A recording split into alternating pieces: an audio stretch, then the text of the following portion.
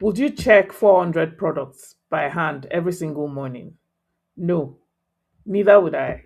But that was exactly what my client was doing until a missed reorder cost them a major customer. I helped them fix it. Let me show you how. Hi, I'm Abby. I'm your AI automation specialist that helps your business generate more revenue, save costs while improving efficiency. Let's go and see how I help this client to solve this problem. Okay, picture this. You're running an e-commerce distribution business and you've got over 400 products across about 25 different brands, all sitting in multiple warehouses tracked by your warehouse platform. But here is the thing. The platform is good at telling you what is in stock right now, but it cannot, and I cannot stress this enough, it cannot tell you, hey, you're about to run out of this one. No threshold alerts, no low stock warnings, nothing at all. So, what does the ops manager do?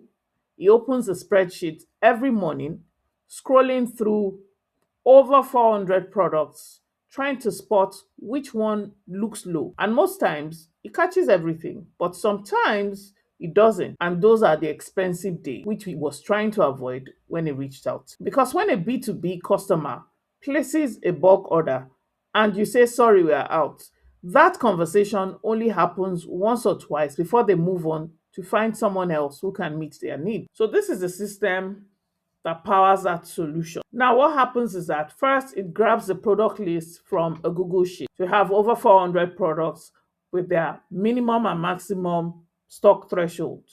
The client owns that sheet and they can add products or change thresholds whenever they want. The system just picks up whatever changes they make in the next run. Then it logs into the warehouse API and pulls live stock, real time, not yesterday's numbers.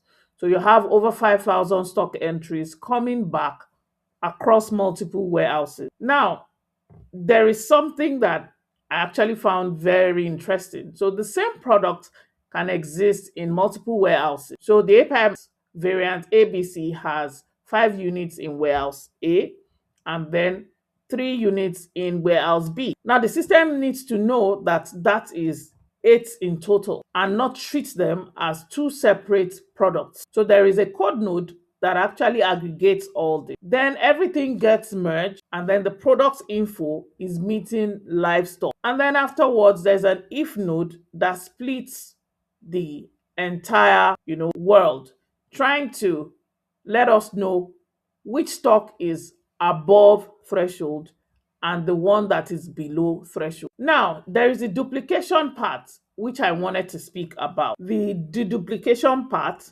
is what makes a difference between an automation that people actually use and the one that they will mute on day two. Because what would happen is that you'll be getting like over 200 low stock alerts 3 times a day, every day. Same product, same message. And that's not what we want. Most people would turn that off within a week if it continues that way. So what I did was to give the system a memory that actually tracks everything it has already told you. So first time a product drops below threshold, you get an alert. If that has already been flagged yesterday, there'll be silence, complete silence. So first run, you have the entire number of alerts, and that's totally valid. That's your first time of seeing it.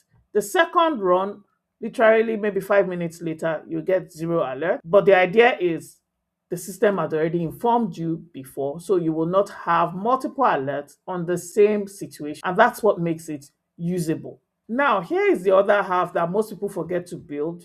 And I've seen a lot of inventory automations that miss this. What happens when stock gets replenished? If you don't handle it, your tracker will just keep growing. And then those products can never trigger alerts again. They're just stuck in a limbo.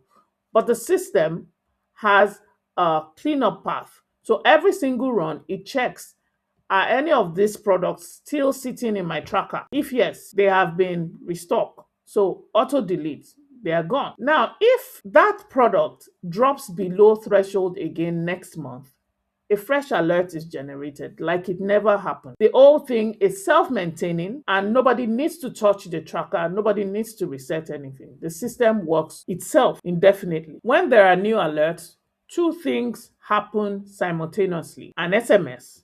So you have the top 10 items, just enough to tell you, go and check your email.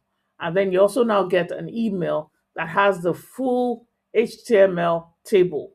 Every product, current stock, minimum threshold, recommended reorder quantity. So you're able to scan it, make decisions immediately in seconds instead of an hour. So let's talk about what actually changed. So before now, one person, over 400 products, multiple warehouses, manual spreadsheet checking, stuff getting missed, late reorder, and lost customer. But after the system was implemented, everything fully automated, 3 checks a day, zero manual process, alerts only when something genuinely needs attention, something genuinely new, and it's self cleaning when the stock is replenished. And then they have a dashboard they can check anytime to see what has been flagged. All this makes the ROI so easy to see because one missed reorder on a high demand product can cost them more than the entire bill, and they had been missing several of us in several months. Now, this was built for health products, but honestly, the pattern is universal. Anywhere where you've got inventories and thresholds, this will work for you. Let's say the wholesalers having 100 SKUs, reorder point, this works. And then for e commerce businesses with multiple warehouses, same exact problem, that this also works for them. The manufacturing companies, healthcare and pharma, the platforms will change quite all right. We have Shopify, we have SAP, we have NetSuite, and the rest of them. But the architecture transfers directly. If you're still checking stock manually or finding out about stockouts when customers complain, let's help you fix that. Reach out to us in the link in the description. And also follow us, like, and subscribe to see more of these real world case studies that we have to share with you this year. See you in the next one.